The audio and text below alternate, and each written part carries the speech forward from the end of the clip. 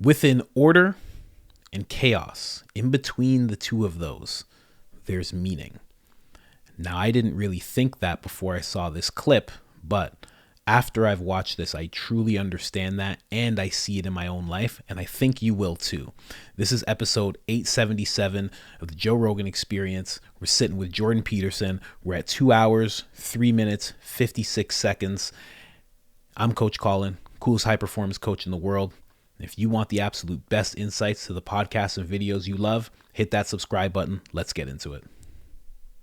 You should act so that things are good for you like they would be for someone you're taking care of. But they have to be good for you in a way that's also good for your family. And they have to be good for you and your family in a way that's also good for society. And maybe even also good for the broader environment if you can manage that. So it's balanced at all those levels. And then that has to be good for you and your family and society and the world right now and next week and next month and a year from now and 10 years from now. And so it's this harmonious balancing of multiple layers of being simultaneously. And that's a Darwinian reality, I would say. Your brain is actually attuned to tell you when you're doing that. And the way it tells you is that it reveals that what you're doing is meaningful.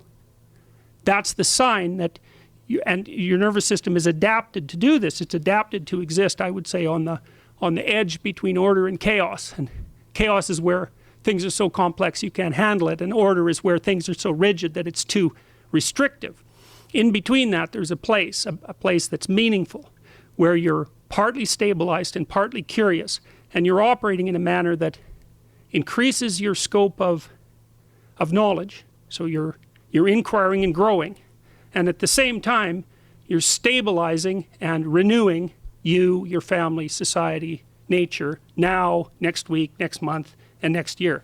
And when you have an intimation of meaning, then you know you're there. And I can give you an existential demonstration of that. So imagine that each of these levels of existence, the way I just laid them out, are like patterns.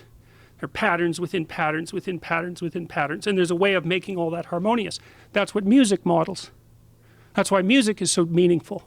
You know, you take a beautiful orchestral composition, and all the instruments are doing different things at different levels, but they all flow together harmoniously, and you're right in the middle of that as a listener, and it fills you with a sense of, it's almost like a sense of religious awe, even if you're a punk rock nihilist, you know.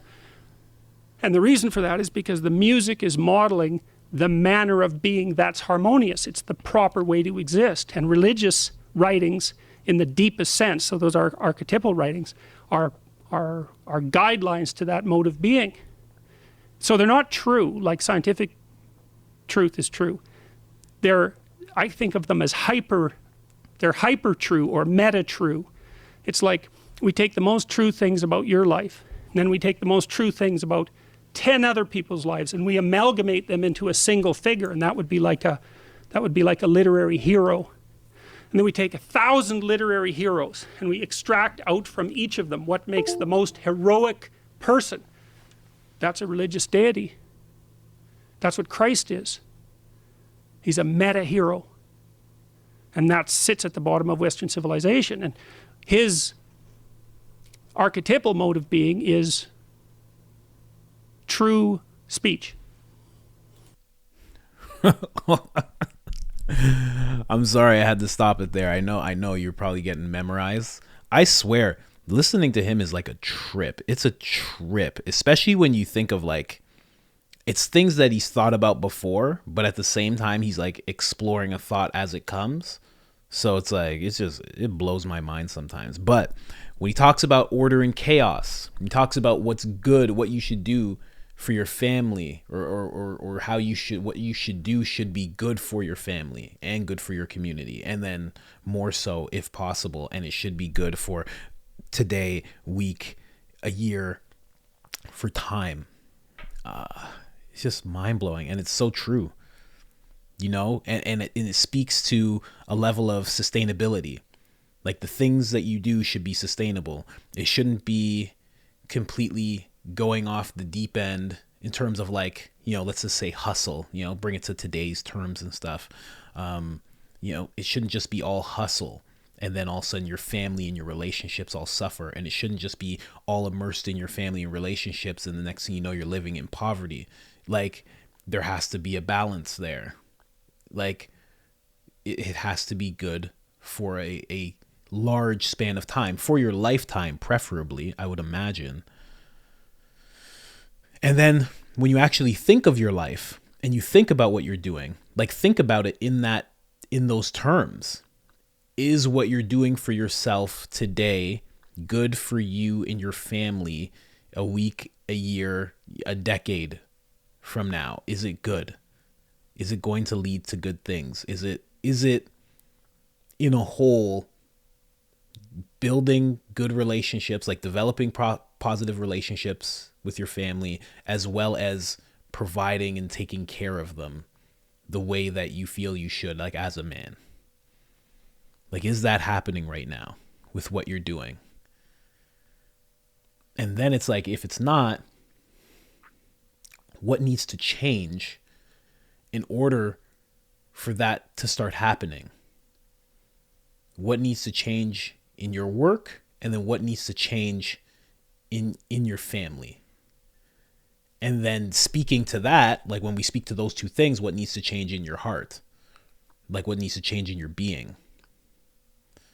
It's such a trip to think about when you think about it in those terms. I've never done that before. It's weird stuff.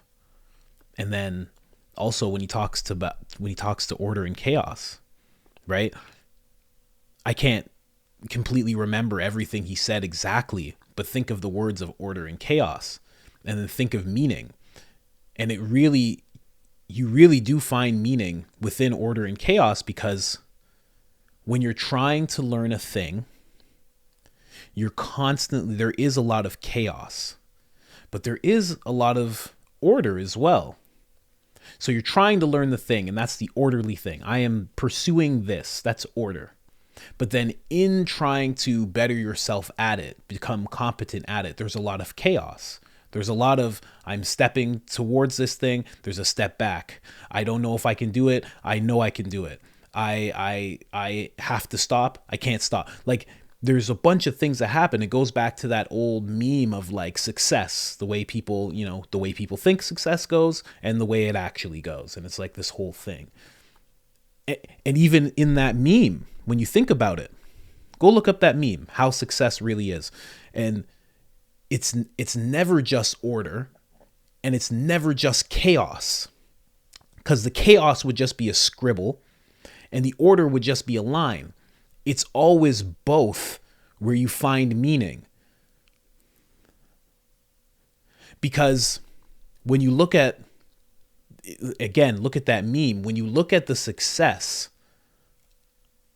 oh man, when you look at the thing where people think success, what people think success looks like, that straight line, and then you look at what success really is, and it's the straight line starting, and then it becomes this big jumble, then a straight line there. It's order and chaos.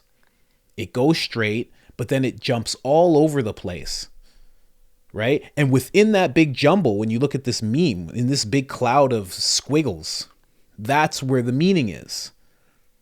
You've taken the orderly path of following one thing.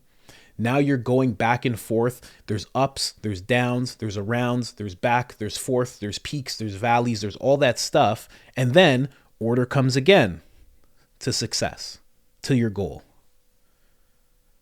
So it is very true. With order and chaos, in the middle of that, there's always meaning. So like a good lesson, I guess, would be like, as you're going through something, like if you're pursuing something and you're feeling like you're all over the place, you're feeling like there's so many ups and downs and uncertainties, and then confidence, and then, no confidence, and depression, and then all of a sudden, a wild peak of just like elation, and you're just feeling like it's all too much. It's so good to remember that all of those feelings together are meaning.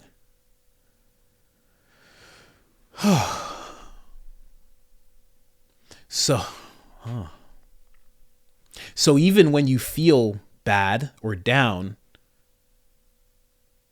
when you're in the pursuit of something, you can be sure that you're on a path of meaning, as long as it's the thing that you're pursuing at the end is of value and of importance to you. But like when you feel up and down, and when you're feeling down, especially because so many of us are in life, especially when you're an entrepreneur, especially when you want to be an entrepreneur, especially when you're just so unsure of what you're doing at times,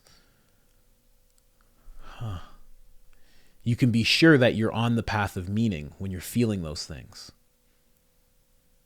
And like I've always said, like when you push through, good things happen. And that's also part of meaning. Wow. Yeah. So everything, all of those crazy feelings that you feel on the way to a goal, all of that is meaning. It's not the goal that's the meaning, and it's not just the beginning that's the meaning. It's all of it together. So the awareness that you want to achieve something, the stepping towards that thing you want to achieve, all the terrible and incredible feelings that come while you're in pursuit of achieving, and the achievement of it is all meaning. It's all order and it's all chaos. And you need both in order for meaning to come. Because if you were pursuing something and it was easy, that wouldn't feel meaningful. That wouldn't be fulfilling. That's why so many people who just excel to the top of their fields feel like there's an emptiness. And inversely, when somebody lives in chaos, they don't find any meaning there either, because there's no direction, there's no goal. It's just chaos. So you need both. Okay. All right. I'm out. Peace. Jeez.